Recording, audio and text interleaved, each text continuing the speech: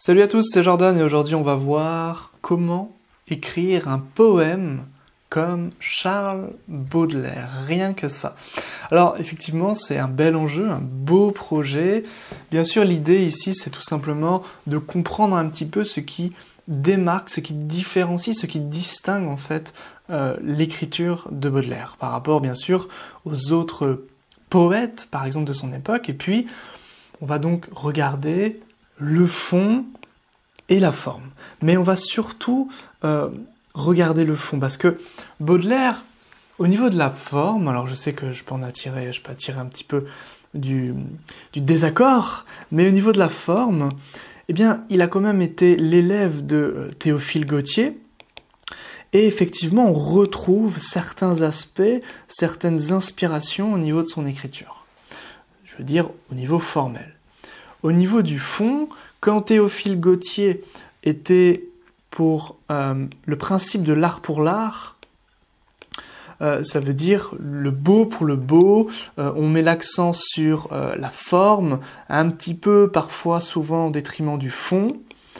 Donc voilà, ça c'est vraiment fondamental, ça c'est Théophile Gautier. Baudelaire se démarque profondément de son maître lorsque il écrit son recueil Les Fleurs du Mal.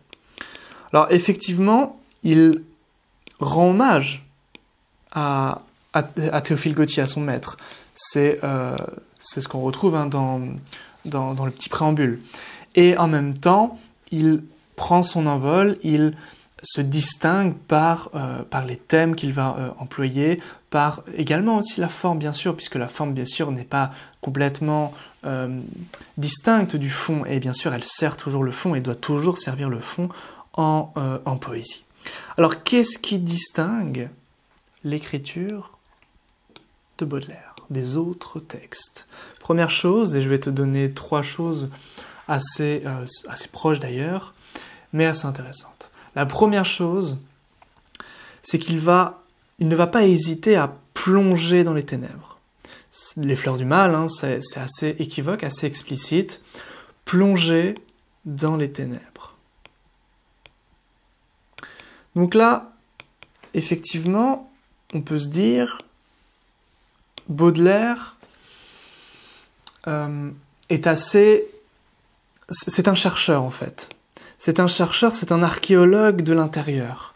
Il va venir vraiment explorer les mondes un petit peu inconnus, tout simplement pour révéler ce qui demande à être révélé. Voilà, ce qui n'a pas encore été révélé. Et ça, c'est vraiment fondamental dans l'œuvre de Baudelaire. Alors, c'est pas évident d'écrire et de parler en même temps. Voilà, donc ça, c'est vraiment capital. Ici, avec Baudelaire, c'est un chercheur. C'est vraiment ce qui distingue Baudelaire des autres poètes, je trouve. Alors, les autres poètes, on va voir, je pense à Gautier, je pense à Hugo, je pense même un petit peu après à Rimbaud et Verlaine. Alors, Rimbaud un petit peu, mais différemment. Et effectivement, les autres, ce ne sont pas vraiment des chercheurs. On va voir que ce sont vraiment d'autres choses. Mais ici, le Baudelaire, c'est vraiment cette idée d'aller au-delà du visible, au-delà de l'interdit. Et c'est vraiment cette idée de connaître, de comprendre et de faire émerger l'inconnu, en fait. C'est vraiment ça qui est très intéressant avec Baudelaire. L'idée, c'est que, et ça c'est vraiment la grande idée, il fait cohabiter. En fait, il y a vraiment une cohabitation entre le laid et le sublime. Et ça, c'est fondamental, et d'ailleurs, c'est un petit peu ce que l'on retrouve, d'ailleurs, beaucoup, dans la poésie japonaise, par exemple dans le haïku, dans le tanka, surtout le haïku. Donc ça, c'est vraiment ce qui va être marquant. On peut penser effectivement qu'il y a eu, et à l'époque, hein, on prend par exemple Claude Monet, le peintre, qui avait par exemple des estampes japonaises, à peu près à cette époque, hein, au 19e siècle. Donc c'est vraiment ici l'idée qu'il y a vraiment un côté japonisant dans l'Europe, et surtout en France. Voilà, il y a vraiment ici une culture qui est intéressante et peut-être effectivement une influence asiatique à travers cette idée de faire cohabiter les deux mondes. Alors, effectivement, en mêlant le laid et le beau, et le sublime plutôt, il va faire naître un nouvel espace, un nouveau champ poétique. C'est-à-dire que la friction des deux, encore une fois, c'est toujours la même idée, hein. La friction entre le laid et le beau va faire naître un nouveau champ poétique. Par exemple, vous avez juste à lire La Charogne de Baudelaire, qui est vraiment voilà, un texte typique, hein, où il parle tout simplement d'un cadavre, d'une charogne, et il décrit tout cela, et puis il parle qu'il est avec une femme qui est prête de s'évanouir, etc., etc. Et rien que le fait de décrire cette chose un petit peu macabre, un petit peu lugubre, et ça c'est vraiment tout l'état d'esprit de Baudelaire, eh bien fait naître au final du beau. Et c'est ça qui est nouveau, véritablement, dans l'écriture de Baudelaire, et c'est ce qui distingue vraiment la poésie, tout simplement, de Baudelaire. Donc ça, c'est important si vous voulez faire quelque chose au niveau, on va dire, artistique, si vous voulez que votre nom soit plus ou moins reconnu, alors c'est pas forcément le but, hein, mais c'est vraiment de faire quelque chose de nouveau, de se distinguer, c'est ça qui est intéressant. Et le fait de se distinguer va créer deux choses, alors petite parenthèse, va créer deux choses. Ça va créer souvent une forme de scandale, en fait, de moquerie ou de scandale. C'est exactement ce qu'a vécu Baudelaire, hein. Il a eu un procès pour Les Fleurs du Mal, voilà, Flaubert aussi, enfin bref, il y en a eu plein. Et puis, également, alors attendez, je reprends mon crayon, tac. Également, l'idée de briller, en fait, l'idée d'être reconnu comme un génie, mais un peu plus tard, très souvent c'est un peu plus tard. Alors il y en a, ils tombent que dans le scandale, et puis c'est le procès, et puis on n'entend plus parler. Mais ceux qui vraiment arrivent à se distinguer par leur talent, parce qu'ils ont contribué à une nouvelle évolution de la langue, de la littérature, de l'art de manière globale, eh bien c'est plutôt le génie, mais on va dire à l'avenir, c'est-à-dire vraiment a posteriori. C'est ça qui est fondamental. Bon, je ferme la parenthèse, et on va retrouver la deuxième technique, on va dire, de Baudelaire, ou plutôt le deuxième point ici important à aborder. C'est que eh bien, Baudelaire est très apprécié de la gente féminine. Pourquoi ? Parce qu'il a ce don de rendre tout sensuel.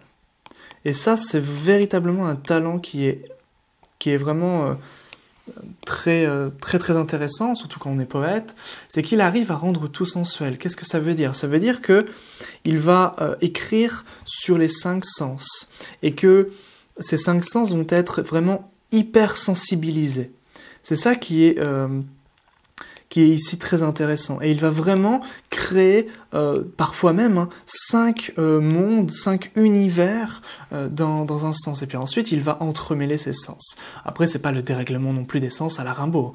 Mais c'est l'idée, effectivement, que eh bien, il va créer des images implicites, subtiles, qui vont créer du fantasme chez le lecteur, qu'il soit féminin ou masculin.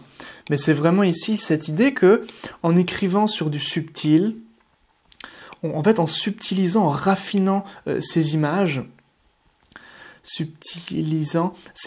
eh bien, il va créer en fait de l'implicite, et l'implicite va créer tout simplement de l'imagination, du fantasme chez le lecteur. Et c'est ça qui est très très impressionnant avec Baudelaire. Alors comment il va s'y prendre pour créer justement du fantasme, pour faire raviver un petit peu les sens à la fois du lecteur et à la fois par l'imagination. Ça c'est beau, en fait les sens du lecteur sont ravivés, il ravive les sens par l'imagination. Et c'est ça toute la magie de Baudelaire. Et le fait avec Baudelaire, d'ailleurs j'ai dit Rimbaud je crois d'ailleurs, mais le fait la particularité de Baudelaire, c'est que il va jouer sur les sonorités. Donc vraiment ici on est sur la forme, hein. Il va jouer sur les sonorités pour faire en fait l'alliance des mots C'est vraiment ça en fait. L'alliance des mots et même plus encore des sonorités, des sons, va créer en fait vraiment ce côté de l'empathie, va créer de l'empathie. C'est-à-dire que le lecteur va se mettre à la place du poète et de cette empathie va naître une imagination, un fantasme, et tous ces sens au lecteur vont pouvoir être comme ça nourris. Et c'est vraiment ici la maîtrise, la magie de Baudelaire. Pour exemple, on a juste à prendre par exemple un extrait du Serpent qui danse. À te voir danser en cadence, belle d'abandon, on dirait un serpent qui danse au bout d'un bâton. Bon voilà, c'est vraiment cette idée d'une image très sensuelle, très onctueux, très phallique même aussi, avec le serpent qui danse au bout d'un bâton, mais on ne le dit pas, c'est vraiment ici sous-jacent. Et du coup, il y a cette idée vraiment une forme de gourmandise, mais subtile, implicite. Et c'est ça toute la magie de Baudelaire que n'ont pas réussi à avoir les autres poètes. Ensuite, on va passer au dernier point. Pour Baudelaire, le beau est toujours bizarre. Et c'est ce qu'on retrouve en fait également dans ses poèmes. C'est-à-dire qu'il ne va pas hésiter à surprendre le lecteur en créant, c'est-à-dire en parlant de choses qu'il n'attend pas. Ça va jouer à la fois sur le fond au niveau des thèmes en fait, et c'est d'ailleurs pour ça qu'il a été souvent jugé, controversé et qu'il a eu des procès. Donc il va parler du luxe, de la prostitution, il va parler un petit peu voilà de l'enfer, des choses lugubres, des choses très macabres, tout simplement la charogne par exemple, pour revenir à ce poème-là. Voilà, il va parler de beaucoup de choses, de l'alcool, du vin, de l'opium, du hashish, etc. Bref, beaucoup de choses très illégales en fait. Ici c'est vraiment cette idée de lugubre, de macabre, d'illégalité. Et également sur la forme. Alors sur la forme, ça peut vouloir souvent par des images inattendues ici, plus les thèmes, mais vraiment les images, les métaphores, les analogies. Donc ça va être très intéressant.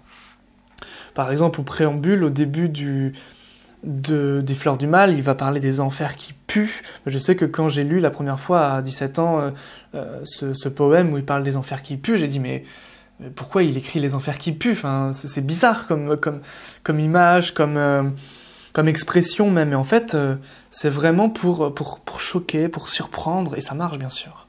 Donc ça, c'est vraiment l'idée avec Baudelaire, de pouvoir provoquer un petit peu pour, on va dire, faire parler un peu de son texte aussi par le côté bizarre, le côté inattendu, le côté lugubre, macabre, pour faire ressortir, émerger du beau.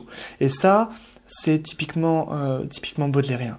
Donc pour résumer, les 3 points qu'on a abordés ici, concernant l'écriture de Baudelaire, eh bien, il va plonger vraiment au cœur des ténèbres, et puis il va en faire ressortir de la beauté, pour faire, voilà, vraiment créer un nouveau champ poétique. Premier point. Comment il le fait? Eh bien, en faisant cohabiter le laid et le sublime. Deuxième point, il va rendre tout sensuel. C'est vraiment le côté sensuel de l'écriture de Baudelaire qui est intéressant. Il va jouer donc sur les sonorités et les images pour cela. Et troisième point, son écriture, elle est bizarre. Et elle n'est pas bizarre tout le temps. C'est-à-dire que c'est seulement à des moments inattendus, là où on l'attend le moins, qu'il va faire ressurgir du bizarre dans son texte, dans ses poèmes. Voilà pour l'écriture de Baudelaire. Bien sûr, il y aurait énormément de choses à dire, énormément et vraiment... Voilà, on peut... Bien sûr, ne vous attendez pas à écrire comme Baudelaire, chacun a sa propre plume, a sa propre patte. Donc si vous désirez tout simplement que je fasse un autre auteur, un autre écrivain, n'hésitez pas à me le dire en commentaire et je m'exécuterai. À bientôt pour une prochaine vidéo. Ciao!